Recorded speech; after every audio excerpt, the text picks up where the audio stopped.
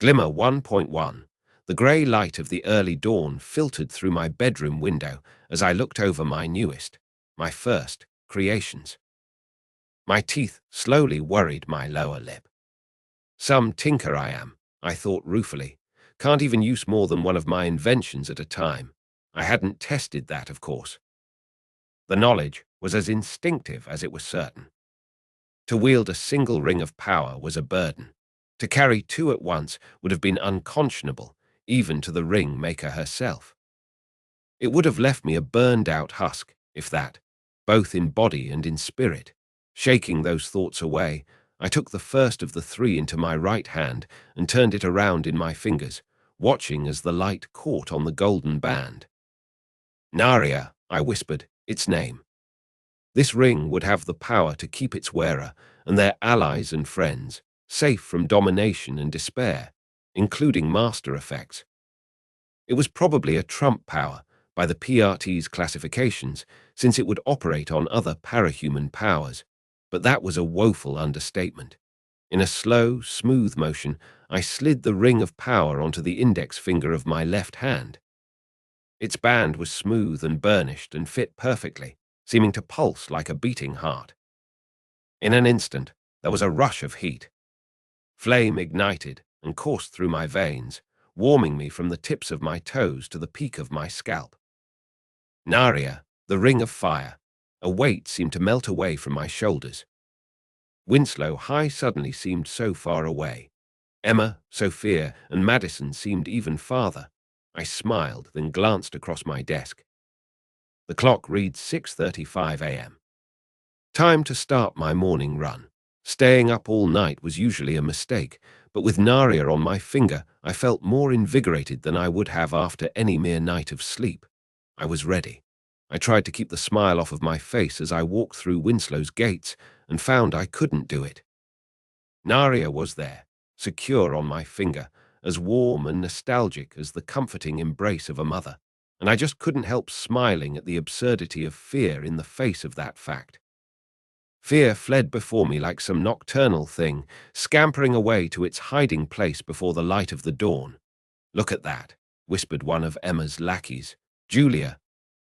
Was that her name? As I passed a gaggle of them in the hall. "Think she's high. She's got no other reason to smile," said another snidely. "Not like anyone here actually likes her." The malice slid off of me like cold water running against a steel blade. It meant nothing, less than nothing. Malice was without value unless it was backed by power, and not one of these sycophants had any. And yet I couldn't really be angry with them. It wasn't as though they knew. They were just children playing out a role. I flashed them a faint smile as I passed them and entered the classroom. My good mood didn't quite last all day. I had to meet Sophia eventually. She shoved me aside roughly with her shoulder as we made our way to our shared math class. "Watch where you're walking, Hebert," she hissed as she passed. Had she been anyone else, I'd have given her the same treatment I'd given others that day, a smile, and no other acknowledgement. But as I looked at her, Naria tightened slightly around my finger in warning, and a faint chill wormed its way up my spine. I wasn't afraid of her. I knew what it was like to fear Sophia Hess, and this wasn't it. But for the first time that day, I was suddenly cautious. Her eyes, glimmering with the same unabashed malice I'd seen in so many others, spoke of something more, power. Sophia Hess, I realized, was more dangerous than the rest of Winslow High's population put together, and I was her target. Fuck. Lunchtime came. Rather than cause myself trouble by trying to avoid notice in the cafeteria, I brought my food into the third-floor girls' bathroom and started to eat my packed pita wrap in one of the toilet stalls. It wasn't exactly what I'd call five-star ambience, but then neither was anywhere in the shithole that was Winslow High. Nor were many places, here in Brockton Bay. Unfortunately, my peaceful lunch was not to be. I was about halfway through my wrap when I heard a gaggle of girls enter the room with a giggling and a chattering to wake the dead. I recognized the voices. These were girls who took an active part in my torment. There were 6 stalls in the third-floor girls' bathroom. There were 6 girls' bathrooms throughout Winslow. So there was no doubt in my mind, when they knocked on the door of my stall, that they were looking for me. I waited for the second knock before I sighed. Occupied. Oh my God, it's Taylor, one of them shrieked. How many bathrooms had you already checked? I wondered, but didn't bother to say aloud. Instead, I slipped my unfinished Peter back into its bag, stood up, and undid the lock. Do it, another girl said in response to a whisper. There was a thump on the door just as I touched the handle. A gentle push failed to open it. My lips twisted as I heard somebody squirm, as though stretching to reach a height. They were going to toss or pour something over the top of the door. Well, Naria tightened gently over my finger. There was being non-confrontational, and then there was being weak. I was more than happy to do the former, but the latter did not sit well with me. Naria flared with power, augmenting my strength as I pushed the door open. I heard a startled cry as it bowled over both the girl who'd been holding it shut and the girl that had stood on her toes to pour a can of cranberry juice, apparently, onto my head. The red liquid spread across the floor as I appraised them, my lips twisted into what was probably a vaguely disapproving look. Really, I was less angry than annoyed. You couldn't think of a better use for cranberry juice. They blinked up at me, the juice spreading into one girl's hair. I took pity on her and grabbed her hand, pulling her out of the puddle.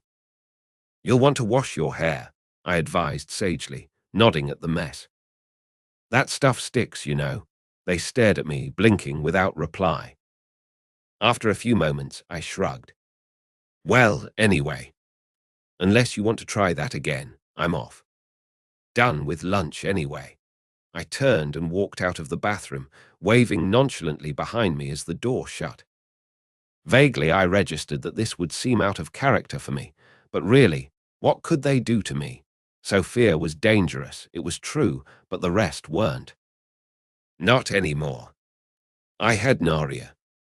I wouldn't be trapped in any lockers ever again. Still, that girl hadn't had a handbag with her. No soap. Juice in one's hair was no joke. She'd be glad to get some help. I made my way into the cafeteria and slipped through the crowd. They parted to allow me passage, often without even noticing they were doing it. I flowed through them to the middle of the room, where Emma and Madison were sitting across from Sophia, talking merrily.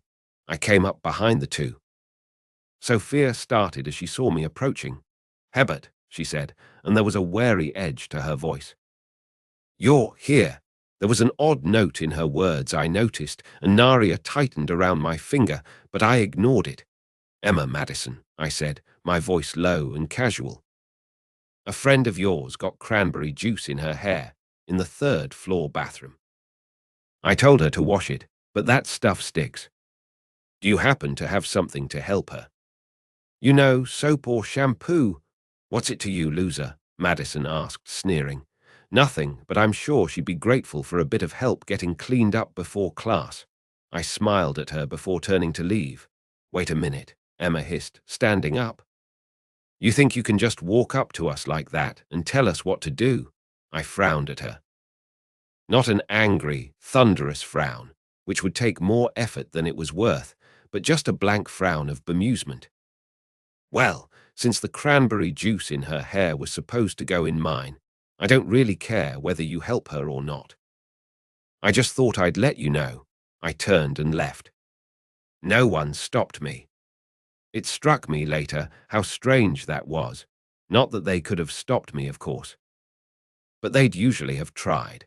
I considered the 3 rings before me, arranged in a small triangle on my desk. Already, I itched to put Naria back on.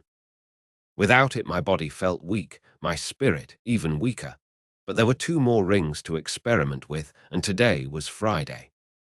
I could wait for Monday to give the other 2 a proper test run, but something in me rebelled at the delay.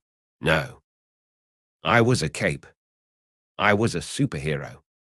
I damn well act like it, with a thought my silver, no, mithril, hammer appeared in my right hand, and I turned to find the mithril anvil behind my chair.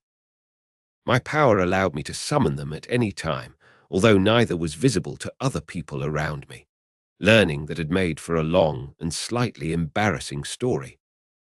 I'd been forging the 3 downstairs in the afternoon, thinking Dad would be home late, when he'd walked in just as I raised my hammer over the anvil. He'd seen neither, and had, in fact, walked around the anvil without noticing on his way to the kitchen. Stranger powers were. Strange. I passed my left hand over the anvil's smooth surface, thinking. The 3 had been the first designs to come into my head, but as I'd considered the need for a costume over the past weeks, more had risen in my mind. Armor forged of mithril, plate mail made to look like folded silver leaves. It would be light as a feather and harder than steel.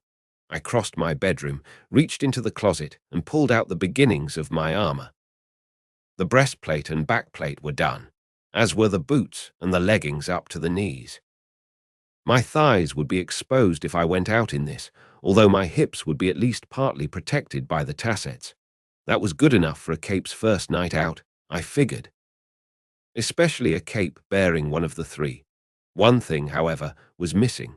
I smiled and took some of the metal junk and scrap I'd been salvaging over the past months back to my desk. I grabbed the long lighter I always kept there, lit it, and set it on the anvil, with the flame facing into the pile of scrap. I took a deep breath, exhaled, and began to strike at the twisted fragments with slow, steady blows from my hammer. Bit by bit, the rusted metal began to transform, the tarnished steel and iron transmuting itself into bright mithril, reshaping into the form I desired.